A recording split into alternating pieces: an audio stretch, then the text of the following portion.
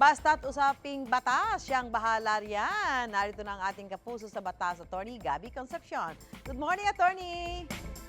Good morning din sa'yo, Ate Sue. Teka muna, busy lang ako. Oo, ano bang mga showing ngayon? Dito, online, di ba? Teka, ano to?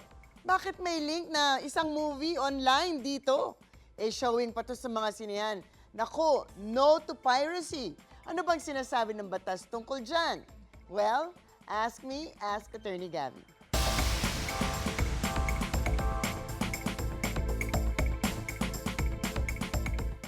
Attorney, pinanood ko at shinare ko ang nakita kong link online ng movie na showing ngayon. Pwede po ba akong makasuhan? Naku, of course, unang-una bawal yung pagpapakita ng sine na yan online dahil siguradong wala itong pahintulot mula sa may-ari ng movie rights nito. Dahil nga showing pa sa mga sinehan. Iba talaga ang mga problemang dulot ng internet. Dati-rate, ang problema ay mga pagbenta ng mga DVD ng mga sining ito na binibenta sa Quiapo, sa Green Hills o kung saan-saan. Pero bagong problema ang dulot ng internet dahil hindi mo nakakailangan pang ilipat ang movie material sa isang flash drive, sa DVD o sa disc.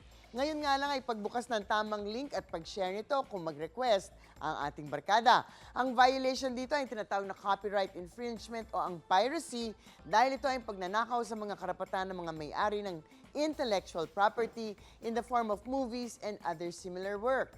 Pero sa palagay ko ay malamang hindi ka naman makakasuhan kung manonood ka lang. Ang makakasuhan ay nag-ooperate ng site na nagpapalabas ng pirated material. Kaya nga, ang Intellectual Property Office natin, yan ang hinahabol. Nag-serve na sila ng request halimbawa para ipatigil at i-block ang mga site na nakikitang nagpapalabas ng pirated material. Problema lamang ay napakadali talagang magtago sa internet, kaya hirap na hirap sila. Attorney, paano naman po yung mismong nag-post ng link at yung ibang pinagyayabang pa na may link sila at nagla-livestream pa? Ano pong kaso nito? Well, ang kaso nga na pagpapalabas ng protected content ng walang pahintulot ay tinatawag na piracy. Pinagbabawal to sa ilalim ng Intellectual Property Code natin. Pero sa palagay ko, yung pagyayabang at pag-share ng link lamang, baka hindi pa ito copyright infringement.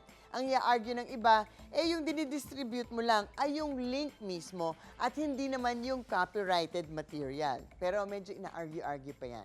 Pero mukhang nananalo tong argument na to. So sabi naman ng iba, nako, parang ganun na naman yun, dapat maparusahan din kasi alam mo naman na pirated ang material pero tinulungan mo na ikalat ito, di ba? Parang aiding and abetting lang. Pero hindi naman sa ganyan ngayon ang pag-apply ng batas. Kailangan siguro amendahan muna natin para maparusahan ang ganito.